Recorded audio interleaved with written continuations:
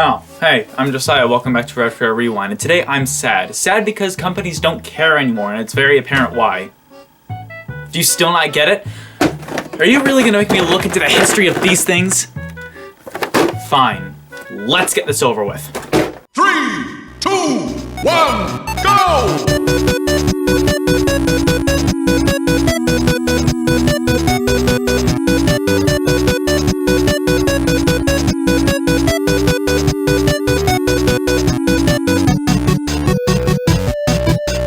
Alright, if you know me, you know I like a good video game. All the games to pick, so many choices, and so many new adventures to get into. But let's be honest, this is a chubby electronic nightmare. I mean, look at these things, they're so convoluted and terrifying. Therefore, we end up here. The Underworld. Plug and plays, yeah, these things. Plug and plays were born out of necessity, or lack thereof. Before plug and plays, I thought I was a pro. Turns out I'm only a pro at pressing the reset button.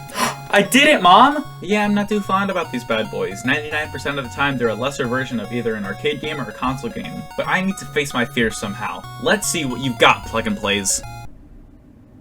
Oh, we're screwed. Let's start out with the first plug and play I ever received, Pac-Man. I got this as a birthday gift from one of my friends and always adored playing this little thing. I mean, look at it. It gives you the ultimate...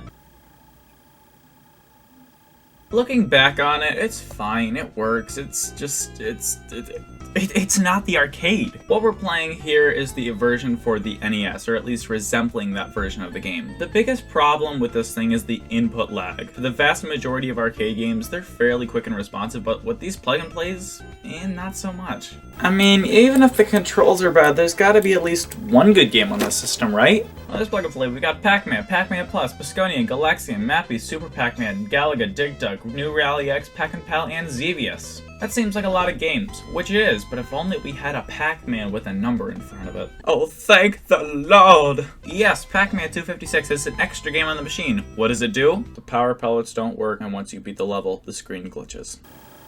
This is amazing! So far, the Pac-Man plug and play is probably the best if you want to start with these things. But what if we want to start at the very beginning with the beginning of the end? Yes, the Atari 2600. This thing got loads of plug and plays. Now, there were a few different systems under the Atari Flashback title, but these don't count as plug and plays. Personally, I would categorize them under micro consoles. And by doing that, it automatically goes with the mayonnaise. It's not my fault! Moving on, the Atari plug and play I have is the 2002 joystick made by Jakks Pacific. I should also mention that Jakks Pacific is easily the biggest developer of plug and plays, and it's a no-brainer why. If money laundering was legal, you would do it too. I'm just stating the obvious!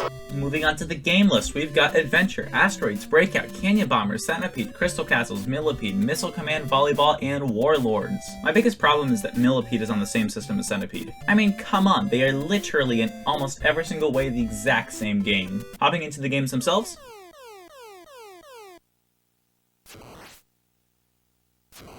This isn't the Atari 2600. Yes, what you are seeing is an 8-bit remake of the game. Okay. I appreciate the effort, but how hard is it to drag one file to a system? You don't have to remake the whole thing. Okay, you know what? Let's just forget it. Let's move on to our final system. It can't be that bad, right? I have a good feeling about this last plug and play. This is gonna be good. This is gonna be the best one ever. This is gonna be the best plug and play of all time.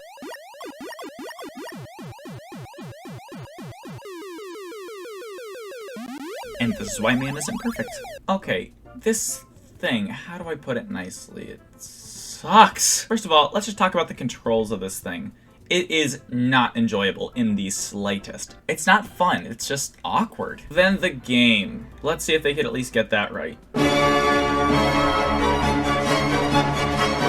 Okay, no, I am done with plug and plays, okay? These things are built for convenience, but that convenience comes at a price of not even being able to play these games as they were originally intended. If being able to play a game means you have to use the authentic way of playing it, then so be it. I'm not using these things. I am more than happy having a full shelf of games to show people rather than some AV box of garbled mesh in the corner of my living room. What I'm trying to say is plug and plays definitely have their place, though sure as heck ain't here. But with that, I'm Josiah, so I hope you stay safe, stay warm, stay watching, and stay retro. We'll catch you guys in the next level.